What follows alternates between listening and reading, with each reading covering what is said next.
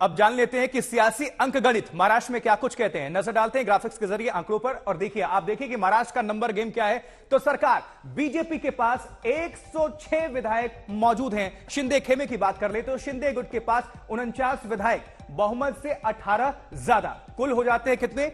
162 अगर दोनों नंबर्स को जोड़ लिया जाए, यानी भारतीय जनता पार्टी और शिंदे खेमे के विधायकों को। और कुल सीट है 287 और बहुमत का आंकड़ा होता है 144, लेकिन कुल हो जाते हैं यहां पर 162, यानी कि 18 ज्यादा हो जाते हैं। और विपक्ष की बात कर लें तो देखिए, शिवसेना के पास 16 विधायक मौजूद, एनसीपी के खेमे में 53 विधायक मौजूद, जबकि कांग्रेस की बात कर ले तो 44 हो जाते हैं, 44 हो जाते हैं, और अन्य को अगर मिला ले तो 12, और कुल संख्या जोड़ ले तो कितनी हो जाती है? कुल 125। लेकिन 125 और 162 में बहुत ज्यादा डिफरेंस, यानी कि बहुमत इस खेमे के पास।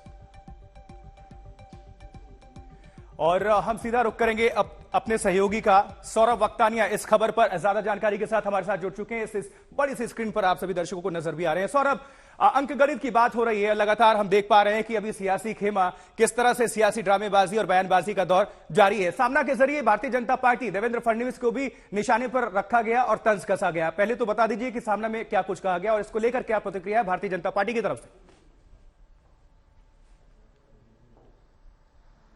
देखिए, सामना में लगातार एक तरीके से बीजेपी पर हमले होते ही रहे हैं जब से दोनों पार्टी अलग हुई है। और आज भी जो सामना में लिखा हुआ है वो कुछ और नहीं, जो कल उद्धव ठाकरे ने बोला था वही रिपीट किया है। उनका ये कहना है कि ये जो मास्टर स्ट्रोक की बात हुई है, ऐसा कोई भी मास्टर स्ट्रोक नहीं है।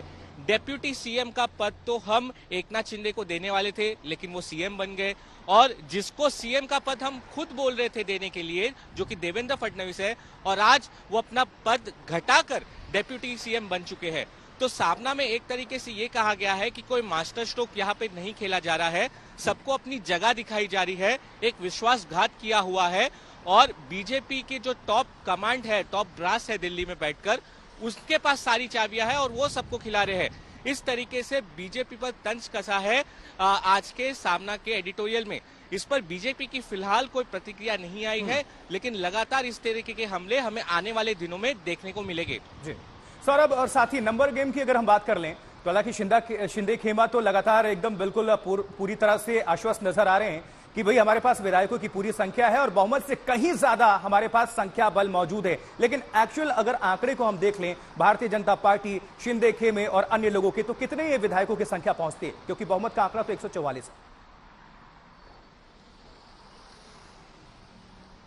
देखिए, जो मैजिकल फिगर जिस तरीके से आशुतोष आपने बताया 144 है, लेकिन 170 तक बीजेपी और शिंदे गुट के पास इतने विधायक है, और जो कि बहुमत के लिए बहुत काफी है।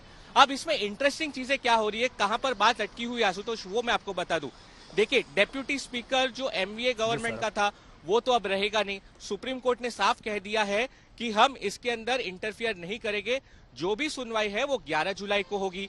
अब बीजेपी के जो एमएलए है कोलाबा से, उन्होंने कल डेप्यूटी स्पीकर के लिए अपना चलिए, इस पर आप नजर बनाकर रखिए, आप हमारे साथ जुड़े रहे और हम एक बार गोवा का रुख कर लेते हैं। आशुतोष मिश्रा हमारे सहयोगी हमारे साथ जुड़ चुके हैं। आशुतोष, कल हम देखा कि किस तरह से शिंदे खेमे के जो समर्थक हैं, विधायक हैं, वो नाच गाकर खुशी का इजहार कर रहे थे। आज क्या गतिविधियां गोवा से? नाच गाना लगातार जारी ही रहेगा, और जब से देखिए गुवाहाटी में भी जश्न था, गोवा में भी जश्न है। हालांकि इस बीच जो मुख्यमंत्री हैं और एकनाथ शिंदे शिवसेना के बागी नेता, वो कल फिर एक बार देर रात यहां पर पहुंच गए। परसों भी आए थे, कल सुबह निकल गए, विधायकों से मुलाकात की, कल रात के 3 पर पहुंचे हैं। अभी इस समय बैठक बातचीत चल रही है। देखिए, उनको भी आखिर अपने विधायकों को जो उनके साथ आए हैं, कुछ उम्मीदें लेकर के ही आए होंगे, उनको भी खुश रखना है। किसे क्या मिलेगा, किसे क्या मिल सकता है, क्या संभावनाएं हैं, उन पर बातचीत होगी। स्पीकर का चुनाव होगा तो क्या रणनीति लेकर के जाएंगे। दूसरा फैक्शन जो है उद्धव ठाकरे का, वो जो है विप की बात कर रहा है, कोर्ट में मामले हैं, इन सबको कैसे आखिर सुलटाएं, कैसे आखिर इससे निजात पाएं, उन पर चर्चा। और इसके साथ साथ आज खुद मुख्यमंत्री अपने तमाम विधायकों को लेकर के 12 से 1 के बीच में मुंबई के लिए रवाना होंगे। चूंकि कल से जब ये सत्र शुरू होगा, स्पीकर का चुनाव होना है जैसा कि सुनिश्चित है, तो जब संख्या बल है तो आज मुख्यमंत्री खुद अपने उन तमाम जितने विधायक यहाँ पर हैं निर्दलीय, उनको लेकर के यहाँ से मुंबई के लिए रवाना होंगे। लगभग 11 बजे बताया गया दीपक केसरकर, हम यहाँ तो उनको एक छोटे से सवाल का एक संक्षिप्त जवाब भी दे दीजिए आशुतोष, क्योंकि एकनाथ शिंदे खेमा हमेशा दावा कर रहे हैं, खुद मुख्यमंत्री वो कह रहे हैं, आज तक पर बात भी उन्होंने किया था कि 170 विधायकों की उनके पास संख्या बल है, लेकिन किस आधार पर कह रहे हैं? अगर बागी विधायक जो गोवा में मौजूद हैं और भारतीय जनता पार्टी के जो विधायक हैं उनको आंकड़े को जोड़ लें तो 170 तो नहीं पहुंच रहे हैं, फिर क्या उम्मीद है क्या कि कुछ और लोग आ जाएंगे?